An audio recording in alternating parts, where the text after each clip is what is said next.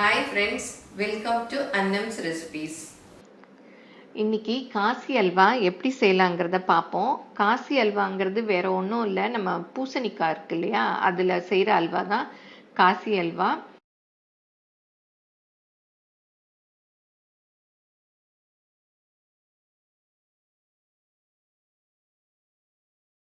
பூசணிக்காய் எல்லாருக்குமே தெரிஞ்சிருக்கும், பெருசாக ஒயிட்டாக இருக்கும் இல்லையா, அதை வாங்கிக்கணும். ஒரு கீத்தளவு வாங்கி அதில் நடுவில் வந்து விதையாக இருக்கும், அது எல்லாத்தையும் எடுத்துட்டு அதை தோலையும் சீவிட்டு, ரொம்ப ஹார்டாக இருக்கும் தோல், அது போகிற வரைக்கும் நல்லா சீவிக்கணும்.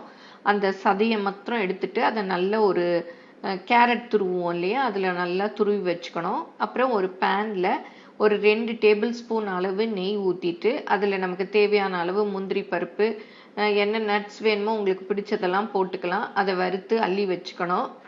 அதே நெய்யில் இந்த துருவி வச்சுருக்கோம் இல்லையா பூசணிக்காய், அதை வந்து நல்லா புளிஞ்சிட்டு போடணும். ஏன்னா தண்ணியோடு போட்டோன்னா வதங்கிறதுக்கு கொஞ்சம் டைம் எடுக்கும், அதனால புளிஞ்சிட்டு போடணும். அந்த தண்ணியை கீழே ஊற்றிடக்கூடாது, அதை வேகிறதுக்கு அப்புறம் யூஸ் பண்ணிக்கலாம். நல்லா அது பச்சை வாசம் போகிற வரைக்கும் நல்லா வதக்கணும். அது வதங்கினதும் இந்த தண்ணியை ஊற்றி நல்லா வேக விடணும். ஒரு மூடி கூட போட்டு நல்லா வேக விட்டுறணும். ஏன்னா சீனி போட்டுட்டோன்னா அப்புறம் பூசணிக்காய் வேகாது, அதனால நல்லா வேக விட்டுறணும்.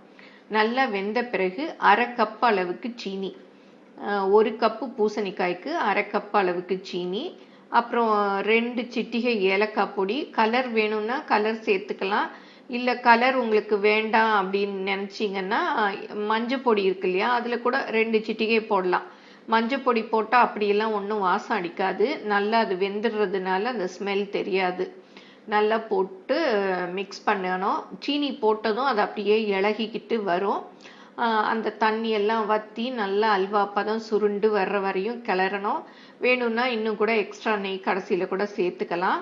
நல்லா கிளறிட்டு நம்ம வறுத்து வச்சுருக்கோம் இல்லையா, அந்த முந்திரியெல்லாம் போட்டு இறக்க வேண்டியதான். இது ரொம்ப சிம்பிள் அல்வா, ரொம்ப டேஸ்ட்டாக இருக்கும். எல்லாரும் செஞ்சு பாருங்கள். எப்படி வந்ததுன்னு உங்கள் கமெண்ட்ஸை சொல்லுங்கள். பிடிச்சிருந்தா லைக் பண்ணுங்கள், உங்கள் ஃப்ரெண்ட்ஸுக்கும் ஷேர் பண்ணுங்கள்.